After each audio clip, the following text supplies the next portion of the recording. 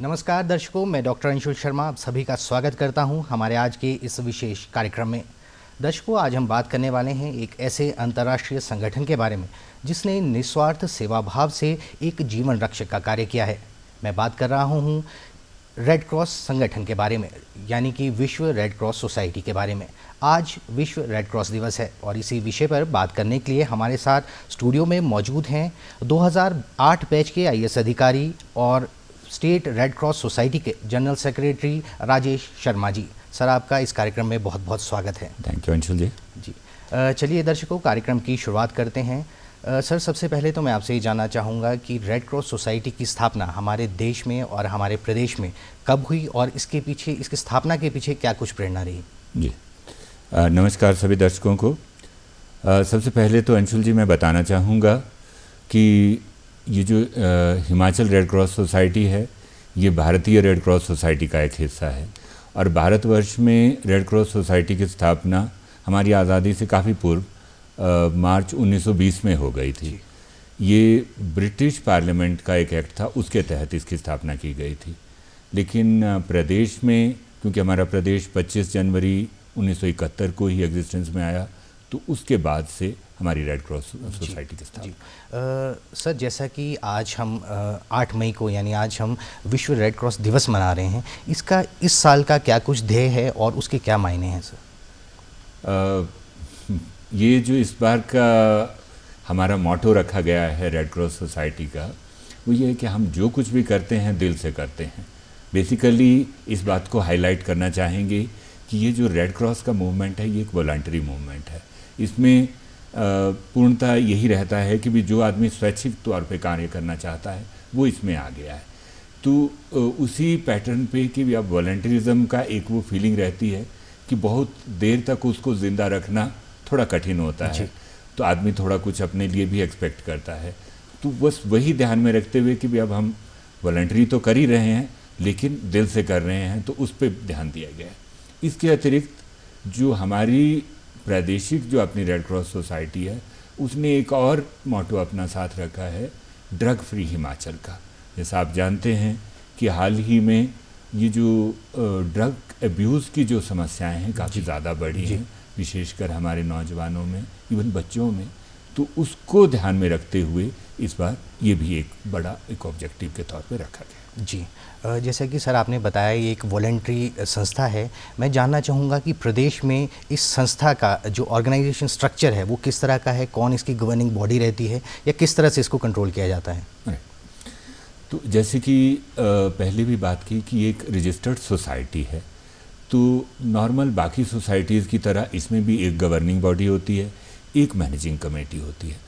तो जो governing body है उसके अध्यक्ष हमारे राज्यपाल हैं जी, और उसी में ही जो हमारे हेल्थ मिनिस्टर हैं वो भी होते हैं, प्लस इसके अतिरिक्त जो भी नॉमिनेटेड मेंबर्स जैसे कि और इलेक्टेड मेंबर्स वो उसमें सोसाइटी के उसमें बताया गया है जी, तो वो भी इसमें सदस्य होते हैं। इसी तरह एक हमारी छोटी इसमें मैनेजिंग कमेटी है जो कि डे टू डे अफेयर्स इसके मैनेज करती है। तो उसमें हमारे जो सचिव का काम, अब जैसे रेड क्रॉस का मैं देखता हूँ दिन पर दिन, तो कोई भी अगर कोई डायरेक्शन लेनी होती है तो राज्यपाल महोदय से ले लेते हैं। इसके अलावा जैसे हमारी एक और सेक्शन भी है हॉस्पिटल वेलफेयर सेक्शन, तो वो उसी में ही इसी मेन रेड क्रॉस सोसाइटी का हिस्सा है। तो उसमें हमारी ज़्यादातर जो महिला सदस्याएं हैं वो पार्टिसिपेट करती हैं, तो जो भी हमारे अस्पताल कल्याण से संबंधित जो भी कार्यवाहियाँ वो करती हैं। जी, सर आपने डे टू डे एक्टिविटीज़ की बात की जिसके लिए एक कमेटी भी बनाई गई है। मैं जानना चाहूँगा कि आपकी मतलब रेड क्रॉस सोसाइटी की डे टू डे एक्टिविटीज़ क्या रहती हैं, क्या कुछ कार्य हैं जो स्टेट के अंदर आप डे टू डे बेसिस पे करते हैं? या अंशुल जी, इसमें बताना चाहूँगा कि काफ़ी सारी लंबी फहरिस्त है जो कि हमारी रेड क्रॉस की एक्टिविटीज़ चलती हैं। उनमें मुख्यतः सबसे पहले तो ये बात का ध्यान रखना चाहिए कि ये वॉर टाइम में इस ऑर्गेनाइजेशन को बनाया गया था, जब युद्ध का चल रहा था। तो सबसे पहला काम तो है रिलीफ वर्क, चाहे वो युद्ध की स्थिति हो, चाहे वो कोई हमारे आपात स्थिति, कोई नेचुरल कैलामिटी या किसी और कारण से अगर होती है तो उस वाली स्थिति में रिलीफ वर्क करना। इसके अलावा हमारे जो काफ़ी सारे ऐसे भी साथी होते हैं जो कि अपनी गरीबी या अन्य कारणों के कारण वो प्रॉपर कोई इलाज प्राप्त नहीं कर पाते या कोई मेडिसिन वगैरह का खर्चा उठाने में असमर्थ रहते हैं, तो उस तरह के सभी व्यक्तियों की सहायता करना। तीसरा एक और है कि भी विभिन्न प्रकार के जैसे स्वच्छता कार्यक्रम हम चलाते हैं आए दिन, तो उसमें भागीदार बनना। फिर अब क्योंकि स्वच्छ वातावरण के लिए ये भी आवश्यक है कि हमारे चारों तरफ का पर्यावरण भी बहुत अच्छा रहे, तो उसके लिए जो एक बात और भी रखी गई है कि पर्यावरण संबंधी कार्य जैसे कि भी पौधरोपण किया या एनवायरनमेंट को बचाने के लिए, इसको और अच्छा रखने के लिए कोई उपाय करना हो तो वो कर सकते हैं। इसके अलावा जैसे एम्बुलेंस सर्विसेज, वो हमारा करीब करीब सभी ज़िलों में जो हमारे डिप्टी कमिश्नर हैं वो रेड क्रॉस सोसाइटी, ज़िला रेड क्रॉस सोसाइटी के अध्यक्ष होते हैं, तो हर एक ज़िले में एक ये व्हीकल जो एम्बुलेंस के तौर पे और उसमें जो असिस्टेंस जो मिनिमम चाहिए होती है प्राइमरी एड के लिए, तो वो प्रोवाइड की जाती है। इसके अतिरिक्त हम लोग ये करते हैं कि भाई विभिन्न स्थानों पे जा जाकर जो वॉलंटियर्स हैं हमारे या इवन इंडस्ट्रियल वर्कर्स को, उनको हम फर्स्ट एड में ट्रेनिंग देते हैं कि ताकि कभी भी अगर कोई आपदा की स्थिति आए तो उस समय वो तुरंत कार्य कर सकें। फिर जैसे हम यहाँ पे समय समय पर जो एक्टिविटीज़ करते हैं, जैसे मैंने अभी आपको हॉस्पिटल वेलफेयर सेक्शन का बताया, तो उनका ये रहता है कि बीच बीच में जाकर जैसे कि भी हमारे कोई बाल आश्रम हैं, कोई वृद्धाश्रम है, तो वहाँ पर समय समय पर जाके कोई भी सहायता, चाहे वो ज़रूरत के वक्त कोई कंबल इत्यादि है, वस्त्र इत्यादि है, या फल फ्रूट या कोई मिठाइयाँ वगैरह है, तो वो समय समय पर जाकर डिस्ट्रीब्यूट करते हैं। तो मुख्यतः मैंने आपको, वैसे तो एक्टिविटीज़ की फहरिस्त काफ़ी लंबी है। जी सर, आपने बहुत विस्तार से हमें एक्टिविटीज़ के बारे में बताया। मैं जानना चाहूँगा, हमने हाल फिलहाल में ही अभी कोविड से अभी भी हम जूझ रहे हैं। कोविड की 2-3 सालों से हम इस भयानक स्थिति से निकल रहे की कोशिश कर रहे हैं, अभी भी चल रहा है। मैं जानना चाहूँगा, रेड क्रॉस जो सोसाइटी है, इसने कोविड-19 के केस में किस तरह से कार्य किया? क्या कुछ चुनौतियाँ आपको मतलब सामना कर, किन किन चुनौतियों का आपको सामना करना पड़ा? इसके बारे में सर कुछ बताएँ। डॉक्टर अंशुल, जो सबसे महत्वपूर्ण बात कोविड के दौरान हुई थी वो कि एक कम्युनिकेशन हर तरह का काफ़ी हद तक कम हो गया था, other than the telephonic communication. तो हम लोग जैसे हमारे वॉलंटियर्स हैं वो तो संपर्क में थे, लेकिन ये है कि भी अब बाकी सारे व्यक्ति जैसे जिसको ज़रूरत है वो किसी भी क्षण कोई भी आवश्यकता पड़ जाती थी, तो वो उनका वो जो कम्युनिकेशन नेटवर्क है वो उतना अच्छा नहीं बन पाता था। तो सबसे पहला तो ये रहा कि हमारे पास हर स्तर पर, चाहे वो ज़िला स्तर पे, चाहे वो उपमंडल स्तर पर, एक वॉलंटियर्स की टीम हमेशा विद्यमान रहती थी। तो वो चाहे वो किसी रोगी को तुरंत सहायता प्रदान करना हो, चाहे वो एम्बुलेंस सर्विस मुहैया कराना हो, चाहे वो मास्क वगैरह का जो हाइजीन किस तरह से अपना आसपास रखना है उसके बारे में। फिर आपने एक ये भी नोटिस किया होगा उस दौरान कि बहुत सारे लोग, क्योंकि इसके बारे में काफ़ी सारी भ्रांतियां भी थी, तो जैसे किसी भी रोगी के पास जाने से भी घबराते थे। तो उस समय सबसे एसेंशियल था कि किसी भी रोगी को आप किस प्रकार बेसिक सहायता उपलब्ध कराओगे। तो उसमें जो हमारे वॉलंटियर्स का रोल था बहुत अहम था। मतलब हम लोग, अब जैसे रिस्क तो था ही, जैसे ये भी एक वो कोरोना वॉरियर्स की बात आप करते रहते हैं बीच में, तो ये भी हमारे कोरोना वॉरियर्स रहे हैं कि अपने आप एक एक वॉलंटियर ने आगे आके बहुत ज़्यादा हेल्प किया, और हर तरह की हेल्प, चाहे वो कई बार तो और जो ट्रांसपोर्टेशन का है सिंपल, जो कि नॉर्मली ध्येय नहीं होता है, तो वो भी उपलब्ध कराने में हेल्प किया सुतीश्वर। मतलब हम कह सकते हैं कि कोविड काल में देश और दुनिया तो जूझ ही रही थी, ये सोसाइटी भी अपने आप में जूझ रही थी, मगर मैं कहना चाहूँगा सोसाइटी ने निश्चित तौर पे एक अच्छा कार्य किया। हम रोज़ रेड क्रॉस की गाड़ियाँ आते जाते देखते थे, लोगों की सहायता करते हुए उनको, लोगों को, वॉलंटियर्स को देखते थे। सर, आपने वॉलंटियर्स की बात की, मैं जानना चाहूँगा कि इस सोसाइटी में वॉलंटियर्स किस तरह से भर्ती होते हैं, किस तरह से कोई आम आदमी अपनी सेवाएँ इस सोसाइटी को दे सकता है? देखिए, इसके जो तो है भर्ती की बात, तो जैसे मैंने मुख्यतः आपसे पहले कहा कि ये एक स्वैच्छिक कार्य है, तो इसमें बहुत ज़्यादा वो भर्ती वाला ऐसा उतना कोई होता नहीं।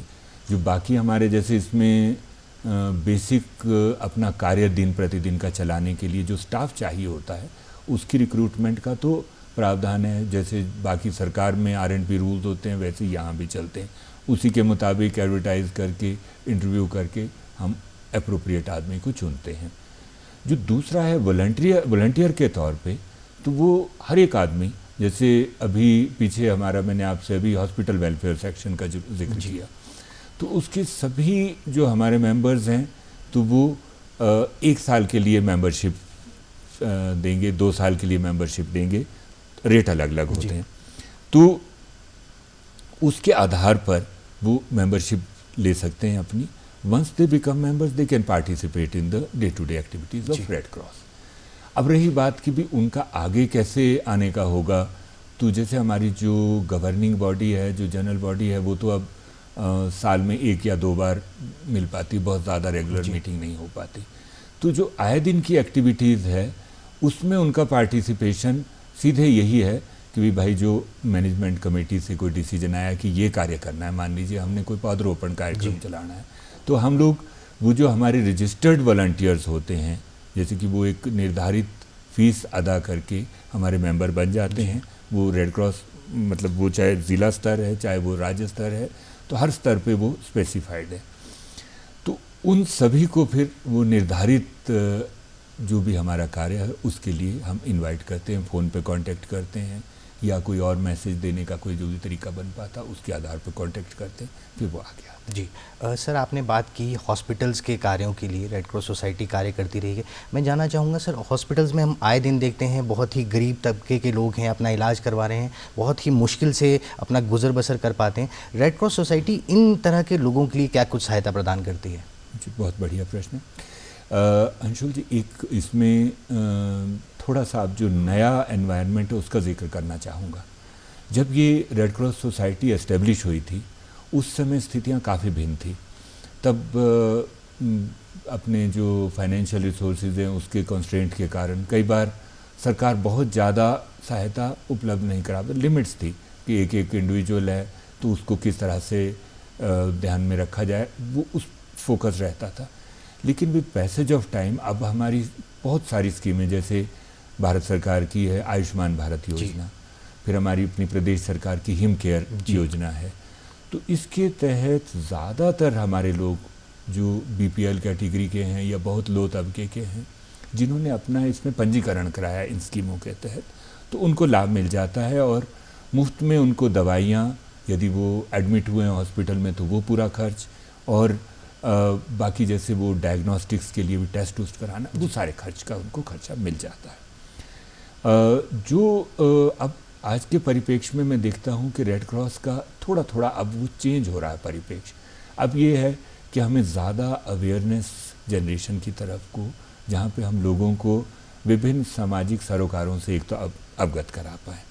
दूसरी बात कि भी जब एक वॉलंटरी मूवमेंट की हम बात करते हैं तो लोगों को इस बारे में थोड़ा जागरूक पहले से करना होगा। यदि ड्रग्स रिडक्शन की बात करनी है तो पहले उनको ये समस्या क्यों हो रही है, कैसे हम इसमें पार्टिसिपेट करते हैं इसको कम करने के लिए, या हमें कोई फर्स्ट एड की ट्रेनिंग देनी है, तो वो भी एक अलग, मतलब मैं ये कहना चाह रहा हूँ कि ये आयाम अब जो दूसरे जुड़ गए हैं वो ज़्यादा इम्पॉर्टेंट होते जा रहे हैं। वो जो मेडिसिन देने वाला था अब वो एक बहुत ही कम तबके के लिए कन्फाइन हो गया। ज़्यादातर को मैक्सिमम, जैसे हम लोग भी इंटरेक्ट करते हैं तो हमारा सेक्शन जो हॉस्पिटल वेलफेयर सेक्शन है अब भी हॉस्पिटलों में काम करता है, लेकिन वो खुद भी बताते हैं अब कि जैसे उनका फीडबैक है कि अब लोग बहुत कम संख्या में आते हैं इस तरह से जो मेडिसिन की डिमांड करते हैं, क्योंकि ज़्यादातर को वो मुफ्त पहले से ही इलाज मिल रहा होता है।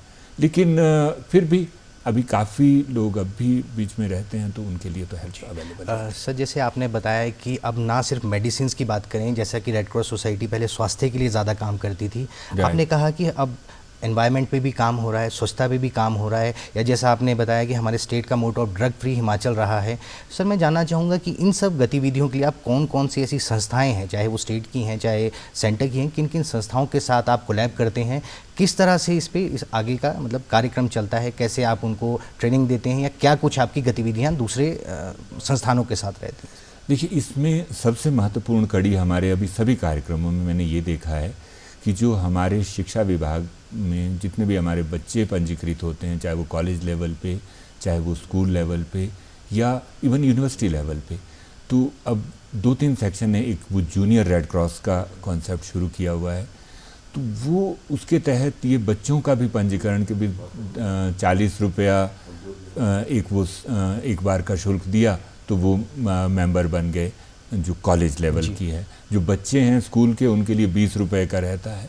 उसमें ये मंशा कतई नहीं है कि भी भाई उनसे कुछ पैसा उगा ही करना है, वो ये कि भी वो इसको ओन करें, वो इसको एक तरह से उसके मालिक बन के उसका काम करें।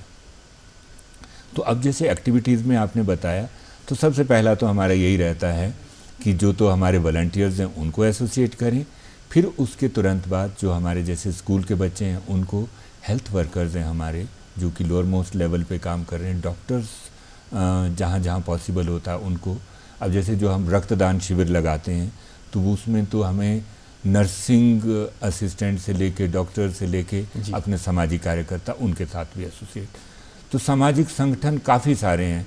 जैसे अब यहाँ पे शिमला में ही हम देखते हैं कि जैसे रोटरी क्लब है, हमारी इनर व्हील क्लब है, ये सब संस्थाएं हमारे साथ कंधे से कंधा मिलाकर काम करती हैं। प्लस ये जो मैंने शिक्षा विभाग का आपसे अभी थोड़ा सा बताया, तो उसमें जैसे हमारे बच्चों में ही बीच में फिर एक स्काउट्स एंड गाइड्स वाला बहुत महत्वपूर्ण अंग है, तो उन सब के साथ भी हम एसोसिएट करते हैं। तो मुख्यतः ये चलता है। सर, आपने बताया कि कोविड काल में किस तरह से कम्युनिकेशन एक बड़ा इशू रहा रेड क्रॉस के कार्यों के लिए। मैं जानना चाहूँगा और कौन कौन से इस तरह की परिस्थितियां हैं, कठिनाइयां हैं जो आज के समय में रेड क्रॉस सोसाइटी जो है वो फेस कर रही है, या कैसी किन किन तरह की कठिनाइयों से भी आपको सामना करना पड़ रहा है?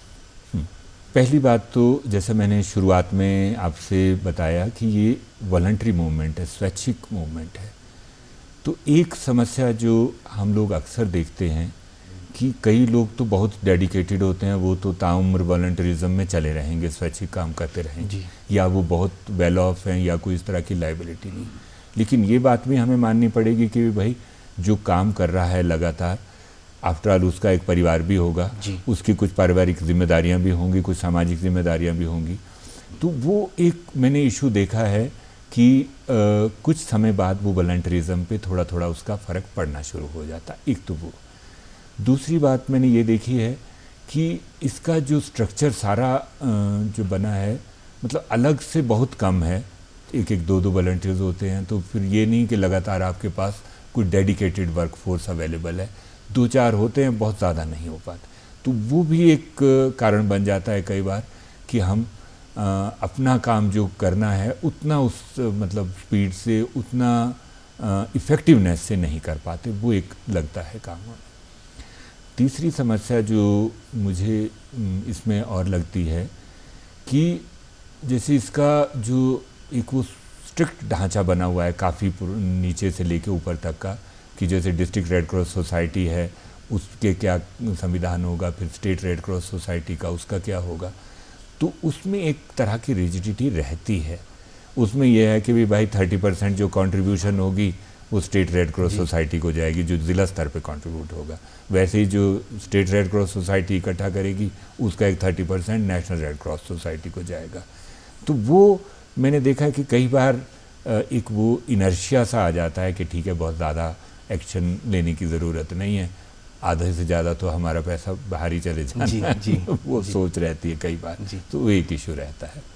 सर, जैसे कि आपने बताया कि एक तो पैसों की रिजिडिटी, मतलब पैसों का जो बंटवारा है स्टेट या सेंटर के बीच में, वो एक प्रॉब्लम हो सकती है। दूसरा, आपने कम्युनिकेशन की बात की थी। सर, मैं जानना चाहूँगा कि अगर हम प्रदेश में अगर हम बात करें तो वैसे तो रेड क्रॉस सोसाइटी एक बहुत अच्छा कार्य कर रही है, मगर आने वाले समय में आप मतलब क्या इसमें एक बदलाव चाहेंगे कि बदलते समाज के साथ इस सोसाइटी को भी इन लेवल्स पे बदलना ज़रूरी है कि हम समय के साथ आगे बढ़ सकें? मुझे लगता है कि बदलते समय के साथ जो सबसे बड़ा काम हमें करना पड़ेगा कि we'll have to go down to the lower most level. अभी जैसे सब डिवीज़न लेवल पे, क्योंकि अब देखते हैं कि डिस्ट्रिक्ट एक थोड़ा काफ़ी ऊंचे लेवल पे एक इकाई आ जाती है, उसके नीचे जो हमारी प्रेजेंस है रेड क्रॉस सोसाइटीज़ की थोड़ी कम है। वो मुझे एक इशू नज़र आता है। तो मैं चाहूँगा जो अपना एक सपना भी, और रादर हम उस दिशा में काम भी कर रहे हैं कि हर एक उपमंडल स्तर पे हमारी एक रेड क्रॉस सोसाइटी गठित हो और कुछ काम जो कि अभी आज की डेट में जो हमारे ज़िला स्तर की रेड क्रॉस सोसाइटियाँ कर रहे हैं वो उपमंडल स्तर पर ही निष्पादित हो जाए। उससे सबसे बड़ा बेनिफिट ये होगा कि जो हमारा टारगेट ग्रुप है उनको बहुत ज़्यादा ऊपर अप्रोच नहीं करना पड़ेगा, वो अपने ही स्थानीय स्तर पे ही वो लोकल कोई ना कोई हेल्प पा सकते हैं। एक तो ये। दूसरी बात जो मुझे नज़र आती है कि जो कॉलेज और स्कूल स्तर पे, जैसे मैंने पहले भी कहा कि मूवमेंट का आरंभ तो हो गया है लेकिन अभी उतना ज़्यादा इफ़ेक्टिव नहीं हो पाया है। वो वही मैंने जैसे बोला कि उसके पीछे भी रिस्पॉन्सिबल फैक्टर वही है कि वॉलंटरिज्म कब तक आप सस्टेन करोगे। तो वो एक इशू रहता है। तो उसके लिए मुझे लगता है कि भी हमें थोड़ा सा और ज़्यादा क्लोजली और ज़्यादा मतलब इसमें रेगुलर तौर पर, नियमित तौर पे हमें अपने जो लोअर मोस्ट लेवल है स्कूल कॉलेज स्तर, इस पे काम करने की ज़रूरत है। वो एक हमने आइडेंटिफाई किया। तीसरा जो मुझे लगता है और शायद उसकी डिमांड भी रहती है कि हमारे पास कई बार ऐसे पेशेंट्स आते हैं जो कि बहुत ही क्रॉनिक बीमारियों से ग्रसित हैं। अब उनकी स्थिति में हम लोग ये अक्सर जो हमें महसूस होता है कि हम एक लिमिटेड लेवल तक ही उनकी हेल्प कर पाते हैं। जैसे कि अब कई बीमारियों में आपको लाखों रुपए का इलाज एकदम से करना पड़ता है। अब उतना वो लिमिट तक हम हेल्प नहीं कर पाते क्योंकि जो रिसोर्सेज हैं वो तो लिमिटेड है। अब वो अगर आप थिनली स्प्रेड करोगे तो वो तो थोड़ा थोड़ा ही जा पाएगा, बहुत ज़्यादा नहीं। और अगर एक ही जगह कर दोगे तो फिर बाकियों की हेल्प नहीं कर पाएंगे। वो एक क्वांड्री रहती है। So we need to address that issue. जी सर, आप आज हमारे कार्यक्रम में आए, आपने रेड क्रॉस सोसाइटी के बारे में इतना विस्तृत हमें जानकारी दी, आपका बहुत बहुत धन्यवाद। दर्शकों, आज के इस कार्यक्रम में बस इतना ही। अगली बार एक नए विषय पर फिर मिलेंगे, तब तक के लिए नमस्कार। नमस्कार, आप थैंक यू।